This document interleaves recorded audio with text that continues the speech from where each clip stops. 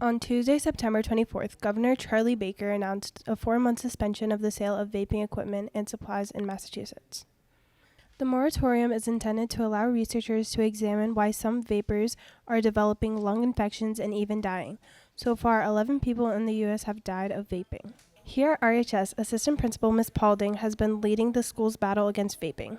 I'm pretty excited they're banning the vapes and the devices just because we don't know still, in my opinion, what the physical effects are going to be long term. And we're finding that the short term physical effects are worse than smoking. So I can't even imagine how bad it's going to be 30 years from now. We're finding out the damage that's being done. One unintended consequence of the ban concerns Ms. Paulding. No, I don't think the ban's going to necessarily make my life easier. I think short term maybe, but my fear is that it's going to increase the value of the people who do have the pods and the so-called black market that's available for vaping, which already exists. And they link that to potentially some of the infections that take place because the pods are being opened and altered and germs potentially are getting in there. Is one of the concerns that they have, is that when the pod is open and altered and added additional nicotine, that may be where it's compromising and increasing the odds of illness. RHS students are generally supportive of the ban. I think it's smart because people are getting sick and dying in the hospital from vaping. And I think for the youth, I think it's all about, it's a cool thing to do. So I think that's why the trend is really building up. So they see their friends do it and they want to do it. So it's kind of like a trend. But then what Charlie Baker did, I think, is the right move, just to find out what actually is inside these things that are making people sick.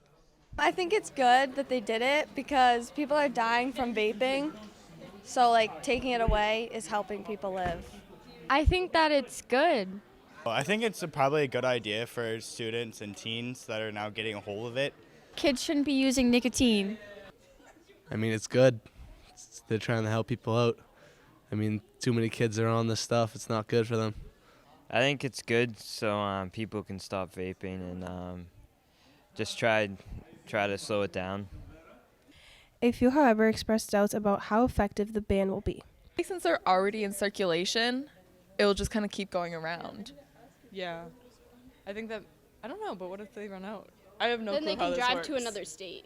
Yeah. If they're really that needy, which they'll they find are. a way, which is just sad. I feel like some people would go extremes and drive across the borders or something to try to get them because some people are truly addicted. I think somehow someone's going to find a way to get more vapes or get vape juice or something like that. Finally, with or without the ban, students caught vaping at school face stiff penalties. If you're caught on school grounds with a vape and or vaping, then it's a 10-day suspension because we view that as drug paraphernalia. So we do have a diversion program. So students who are caught, if it's their first offense, and sometimes, depending on the circumstances and the situation, we have an option to provide them with a diversion program, which reduces their suspension to 5 days, but gives them additional assignments to do outside of school.